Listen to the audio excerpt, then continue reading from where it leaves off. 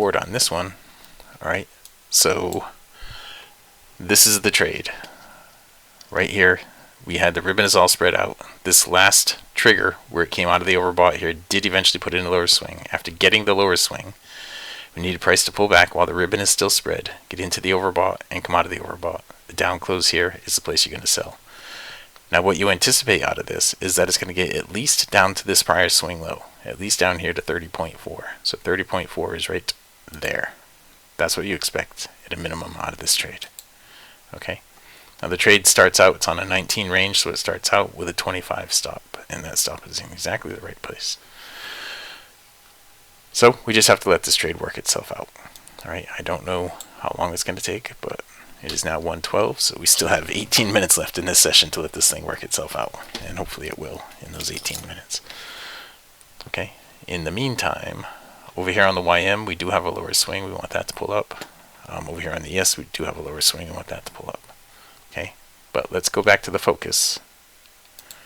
This is our focus. This one market right here is our focus. Let me bring that down back up, and here it is. Okay, so we can just sit here and watch this. Now, I know it's not a whole lot of fun just sitting here just watching one thing, but this is what Dwayne was talking about when he said that people had commented and said they liked this new format of me focusing on one market rather than jumping around. Yes.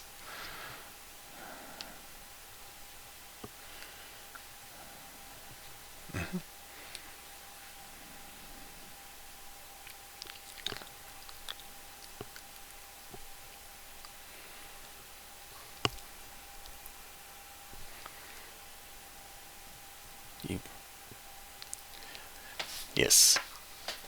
Okay, well, while we're watching this, let's look at some other things that are associated with it. Okay, everything that I always say about the leg lengths and all that stuff, if you look at the leg length right here, right, we just got down there far enough. We got to bump this stop to break even, so I'm going to hit the break even button. There it is. Now I'm going to lock in 10 ticks in profit on this one. We are down at the prior swing low, so when it gets down to the prior swing low, I like to trail my stop a little bit closer, okay? Because a lot of the times it's going to bounce right off that prior swing low. We're at plus 14 right now. But a lot of times it's going to bounce right off that prior swing low and pull back, and I don't want to lose that profit. So we just picked up 14 ticks in that trade right there.